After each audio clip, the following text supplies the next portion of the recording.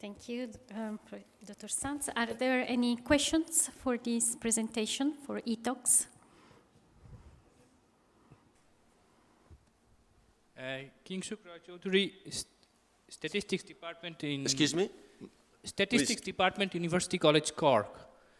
I had a technical question, which is, you mentioned that you're looking at biomedical imaging, data from biomedical imaging for your studies? Bio what? Imaging data. Image, yes. biomedical imaging. Yes. For our studies. In the particular, no, in my slide, the thing that I said is that in general, in the knowledge management in IMI, one of the sources of information can be biomedical imaging. In this particular project, up to now, we have not anticipated the use of biomedical imaging in this particular project, but could be done. Maybe histological images could be used for particular aspects of the project, but up to now, we have not planned to use images, biomedical images. Okay. Thank you.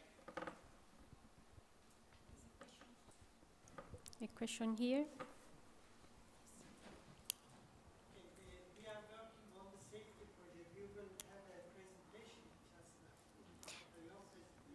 Microphone is arriving. I'm sorry, because behind somebody could not listen, hear.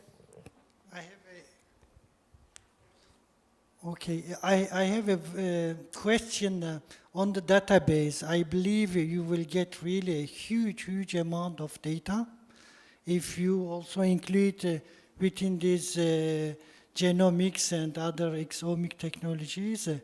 I would say the database is really extraordinarily big. What is the cost of database? Creation, maintenance, and... In principle, the idea we have, the initial idea, is to incorporate in the database, not brute database in terms of all the data of a genomic study or thing like this, but the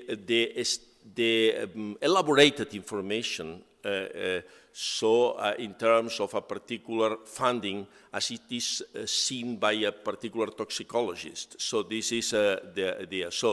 But in any case, even in the case that we decided in this particular project to incorporate big amounts of genomic information, today I can say that the problem is not, the size of the database is not a big problem. I know by experience. So we can manage teraflops of information at a relatively reduced price. This is a technological advance that we have available today.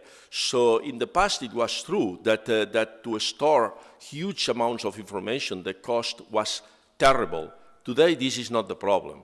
I have to confess that for me, the problems that we have or that we could have are more related with convincing all the companies that sending information to the database is possible to be done without putting in danger sensitive aspects of the information, and this is, I think up to now we have been working very well on this, setting up all the infrastructure from the legal and technological point of view, than to work with a particular big size of the database.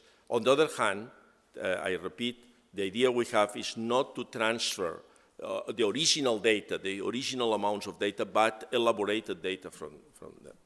Okay. So many groups in academia, but also some in industry, are trying to develop novel algorithms for predicting toxicity. One of the major impediments to such development is the fact that they do not have access to large databases. So since you have now gone through the effort of assembling such a database, is there a prospect for making it available to a larger community of scientists so that they finally have the kinds of realistic data that they can train and evaluate their algorithms on? No, in fact, this is already in the idea of the project, that we need to develop procedures for making accessible the information to the whole academic community and not only to the partners of the project. So obviously during the development time, maybe not, or maybe, but in the future we need to find ways to make this information available to the whole academic community, and maybe even more than the academic community. So. Okay. I want to focus back on personalized medicine. So toxicities might be different in various people, in various citizens. Do you plan to integrate the database with populational databases? For example, you have a database with over 2 million people, and surely there's a possibility that the toxicity will be different in some people than in others. You are fully right, but we have, in principle, I have to clarify that the primary objective of eTOX is the prediction of the toxicities as they are seen in animal models. So the project is not directly related with the prediction of the clinical observations, because we are talking about preclinical science, so the preclinical predictions. In any case, we know that even in animal models, we have to take into account the variation that in genetics and other aspects exist among the animals. And for this reason, we have in the consortium experts in bioinformatics that works in areas related with the interindividual variation. Interindividual means individual in terms of humans, but also interindividual in terms of animals, variation in the pathways or proteins that are relevant for the toxicological outcomes in which we are interested. Another question down here.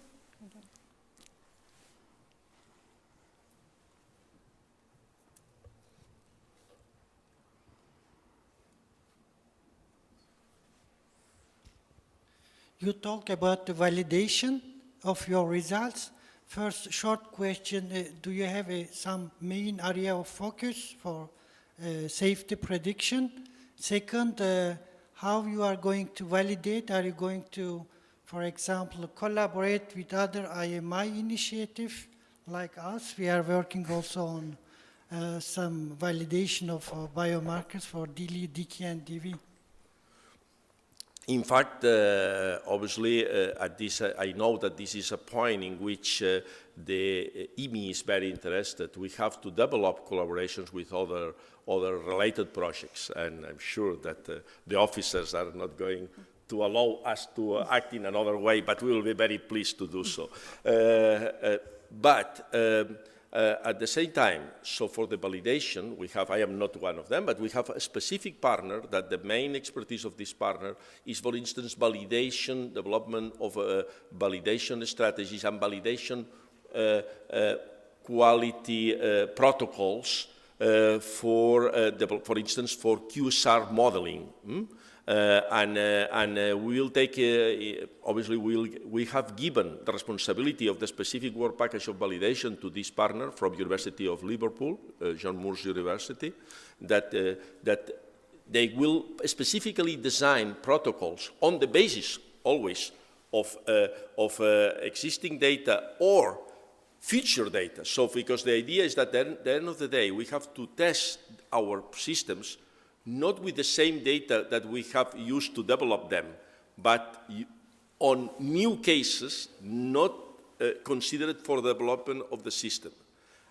But we need a very, very strict protocol for the validation, because it's the only way, on the other hand, that we have chances of convincing the regulators that our systems can be used.